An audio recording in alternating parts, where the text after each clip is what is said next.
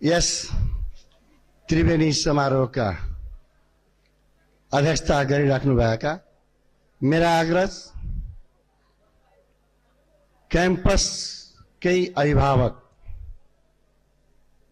रूपमा रहनुभएका प्राडा सुरेन्द्र लाभ सर, पूर्वाञ्चल विश्वविद्यालयका रजिस्ट्रार प्राध्यापक नीलमणि पोखरेल ज्यू, उहाँ मेरो अभिभावक उहाँ पनि हुनुहुन्छ र हामी अति नै सम्बन्धित छौं र खास गरेर विश्वविद्यालय मोडेल पूर्वाञ्चल कलेजद्वारा सञ्चालित बीबीए प्रोग्रामको फेयरवेलमा उहाँको उपस्थिति भएकोमा हामी अति नै गौरवान्वित छौं। विद्यार्थी भाइ बहिनीहरूको लागि पनि अति नै सुन्दर पक्ष हो। बीएलएलबी को पनि उद्घाटन हामीले रजिस्ट्रार सरबाट गराउन पाउँदा यो अति नै खुसीको समय भएको छ। त्यस्तै मञ्चमा आसीन काठमाडौँदेखि यहाँका सम्पूर्ण व्यक्तित्वहरू, महानुभावहरू, पत्रकारज्यूहरू,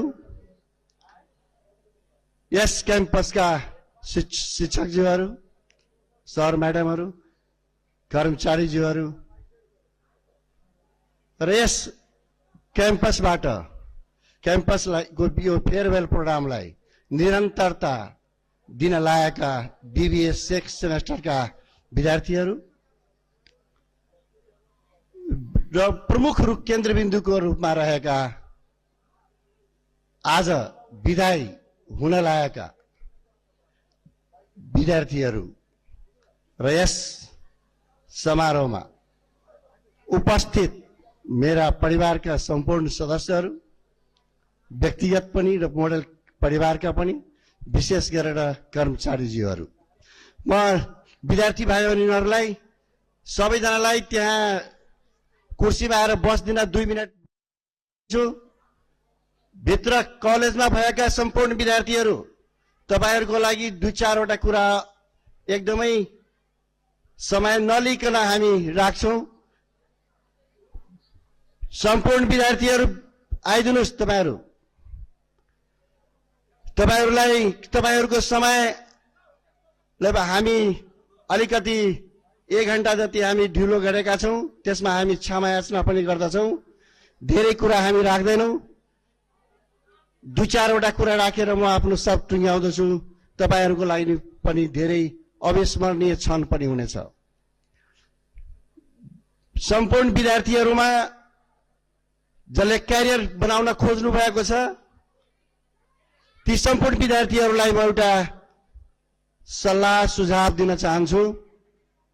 हेर्नुस्, तपाईको प्रिन्सिपल यही बनिनिया गाउँबाट आएको हो। यहाँबाट 11 किलोमिटरको दूरीमा मेरो गाउँ बनिनिया गाउँ पर्दछ र म लेक्चरर भएर आउँदा 3200-3300 रुपैयाँ तलब थियो र त्यो बेलामा मैले करार लेक्चरर भएर काम गर्दै थिएँ र ट्युसन पनि मेरो त्यति बेला चलिरहेको थियो। त्यस बेलामा क्याम्पस खोल्नको लागि 4.5 लाख रुपैयाँको जरुरी थियो। साइटक नगर है, साइटक नगर तिमीहरू सबैजना बसिहाल, सुनिहाल, तिमीहरूलाई काम लाग्छ। 4.5 लाख रुपैयाँको जरुरी थियो। आजको दिनमा मेरो लागि 4.5 करोड पनि त्यति गाह्रो हुँदैन र मैले त्यो सकिन। तर मैले आफ्नो जिद्द, धनी बन्ने इच्छा ममा पलाएकै थियो। मैले आफ्ना छोरीलाई भोलिको दिनमा मेडिकल पढाउँछु भन्ने कुराको भोक जागेकै थियो र म कुन काम गरौं जहाँ मलाई आर्थिक अभाव पनि छ तर म धनी बनेरै छाड्छु भन्ने कुराको जिद्द ममा थियो र गर्न सकिन्छ भन्ने कुरा को कहाँबाट सुरुवात भएको म तपाईहरुलाई इक्जाम्पल दिन्छु। म 4-5 क्लासमा पढ्दै गर्दा मैले एउटा कुरा सुनेको थिएँ, कोलगेट कम्पनीले टुथपेस्टले विज्ञापन गरेको थियो, यसको वेट घटाउन पाइदैन, एमडी को विज्ञापनमा क्वालिटी घटाउन पाइदैन, प्राइस बढाउन पाइदैन, तर यो कम्पनीलाई जसले प्रॉफिटमा लाग्छ तीलाई म सिलेक्सन गर्छु।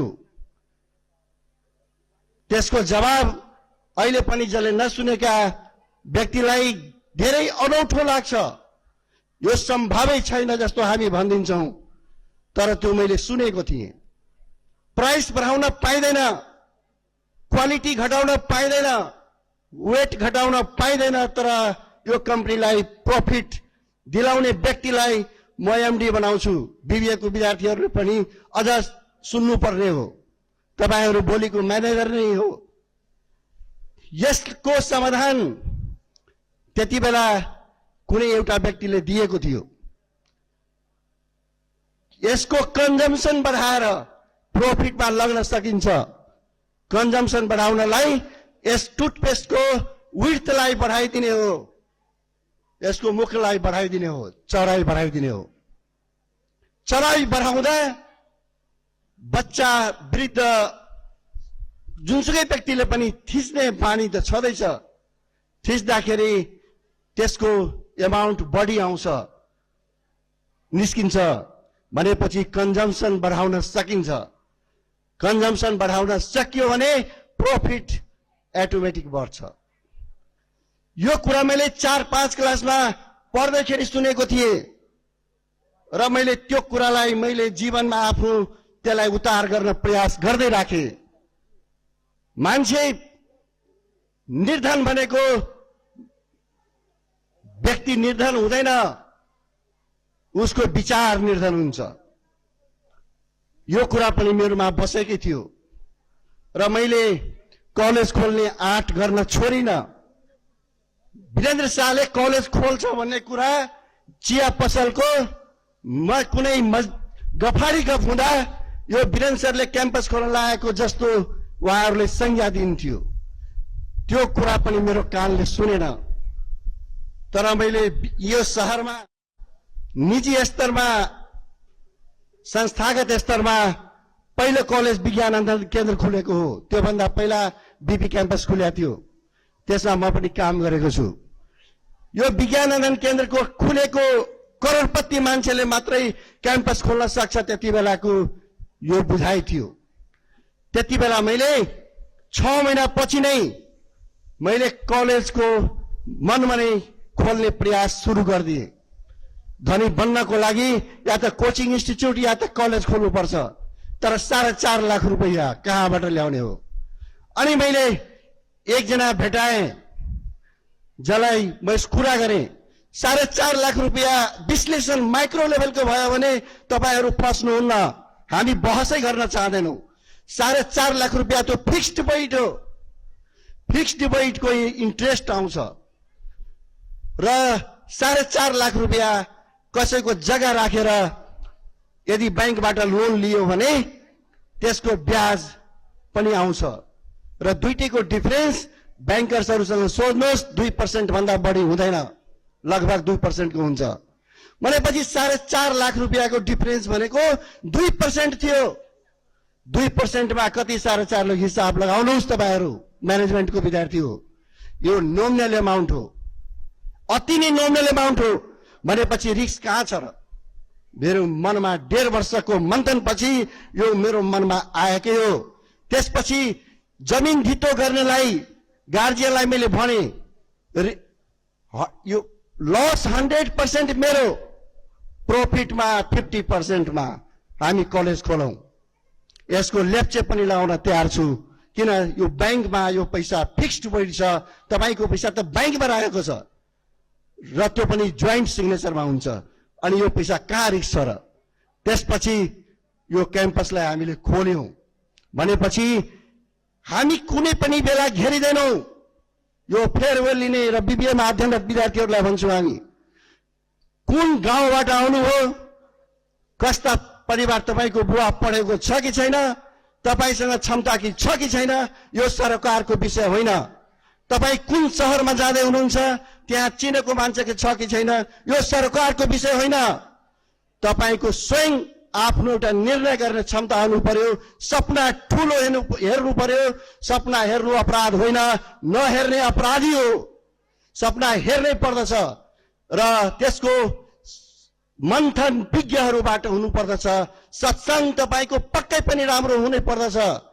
तपाईले चाहिँ यसमा कुराहरूमा ध्यान दिनुभयो भने प्रत्येक क्वेशनको जवाब तपाईसँग देर बेर भेट र तपाई उचाइमा पुग्न सक्नुहुन्छ। यो आँट तपाईहरुमा पलाओस्। मैले धेरै कुरा भनेको छु। यही विनोद शाह मिड क्याम्पसका अध्यक्ष हुनुहुन्छ। सही कुरा हो। मैले विशेषको अपरेसन गराउँदा मेरो आमाले कराइराख्नु भएको थियो, ढिलो भयो।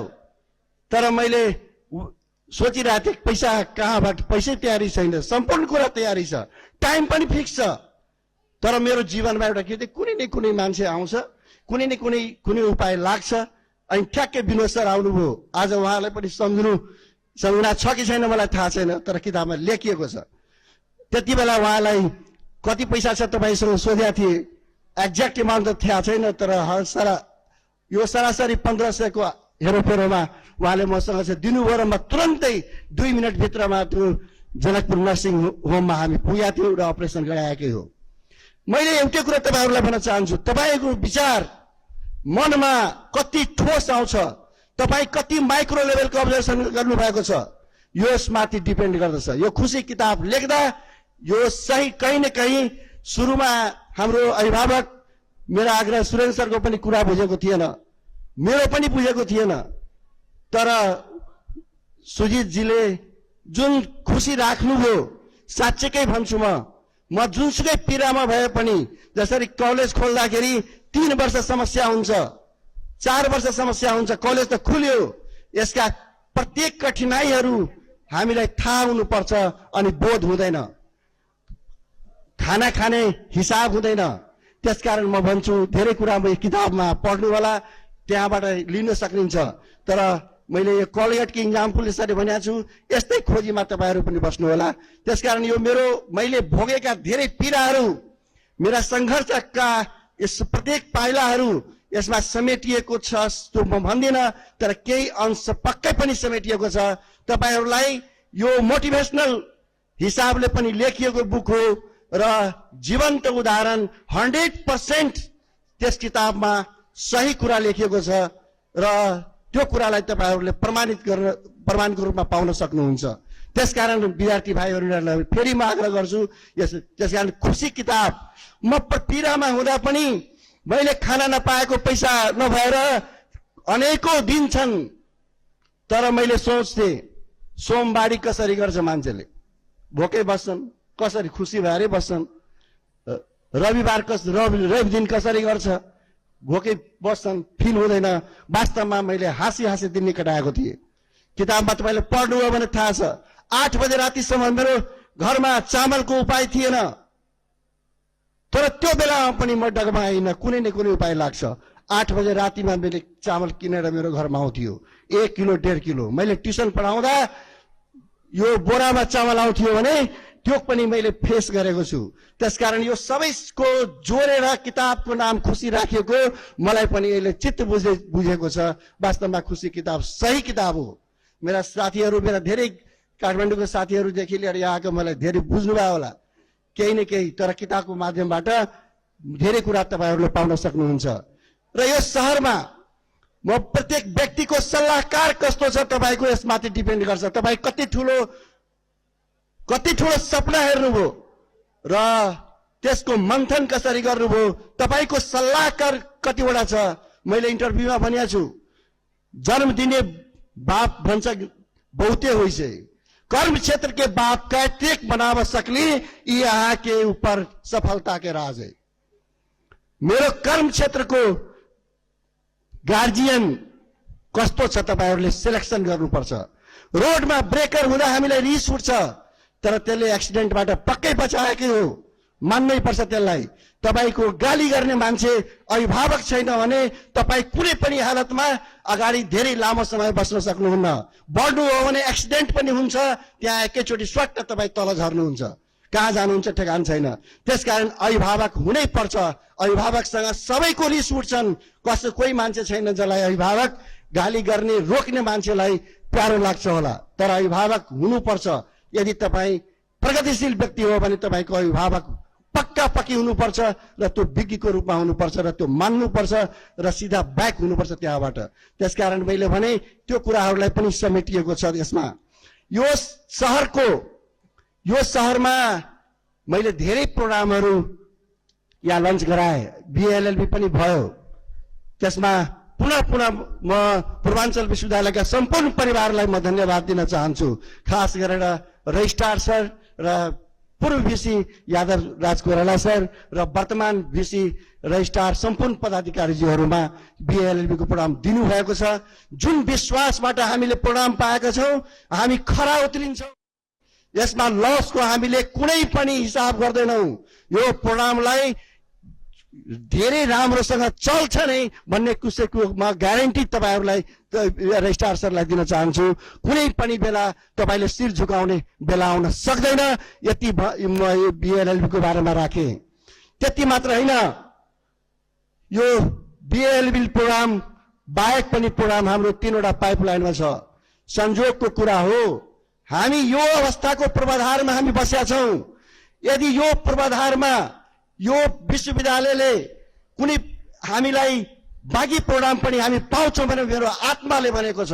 हामीले प्रोग्राम पाउनैको लागि पनि हामीले पहिलादेखि नै यो 10 वर्ष 5 वर्ष पहिलादेखि नै हामी पूर्वाधार तयारी गरेका छौं, ताकि देशभरि नै कलेजको इन्स्पेक्सन हुँदा मेरो नजिकी मान्छेलाई पनि, मेरा अग्रजलाई पनि दिन चाहँदा उहाँलाई कसैले कुनै ठाउँबाट कसैले नघोचोस्। जसले घोच्छ उहाँले भन्न सक्नुहुन्छ, तपाईँ गएर पूर्वाधार हेर्नुहोस्। त्यसकारण यो 3 वटा प्रोग्राम पनि पाउने आशामा छौं। तर यो टेक्निकल कुराहरू धेरै हुन्छन्, चाहेर पनि कहिलेकाहीँ हुँदैन, त्यसको पनि प्रवाह हामीले गर्दैनौं। यति कुराहरू अब टाइम धेरै भइसकेको छ। प्रमुख अतिथिको कुरा सुन्नु छ, मेरा अग्रज सुरेन्द्र सरको कुरा सुन्नु छ। कुल मिलाएर भन्छु, हामी समर्पित भावबाट तपाईहरु काम गर्नुस्। त्यसमा भोक लाग्दैन, निन्द्रा लाग्दैन, कुन कपडा लगाउनु भएको छ त्यो पनि ठेगान हुँदैन। मेरो आफ्नै जीवनमा छाता नहुँदा म बाटोमा टाइममा पुग्थे, पुग्दाखेरि कपडा भिज्थ्यो, भिजेको छ भने सुक्छ पनि भनेर हिसाबले मैले हिँडेको। त्यसकारण यसमा तपाईहरुलाई यो यही कुराहरू राख्दै फेरि पुनः सम्पूर्ण उपस्थित महानुभावहरुमा र म आफ्नो यहाँहरु उपस्थिति भएको हुनाले धन्यवाद दिँदै र विद्यार्थी भाइहरुले आधा घण्टा अझ झेल दिनु होला। आधा घण्टामा सकिन्छ प्रोग्राम र उहाँहरुले पनि धेरै राम्रा कुराहरू राख्नुहुन्छ, सुनिदिनु होला। तपाईहरुको लागि 7 बजेसम्म पनि प्रोग्राम गर्नुभयो भने हामी रोक्दैनौं, हामी घर घर पुर्याउँछौं, हामीसँग गाडी छ। तपाईहरुले गार्जियनलाई पनि खबर गर्नु होला। यति भन्दै म आफ्नो 2 शब्द यही टिङ्गाउँदछु। 2 शब्द भन्न नमिल्ने, तर त्यही भनाएको 2 शब्द यही टिङ्गाउँछु। धन्यवाद। जय मोडेल।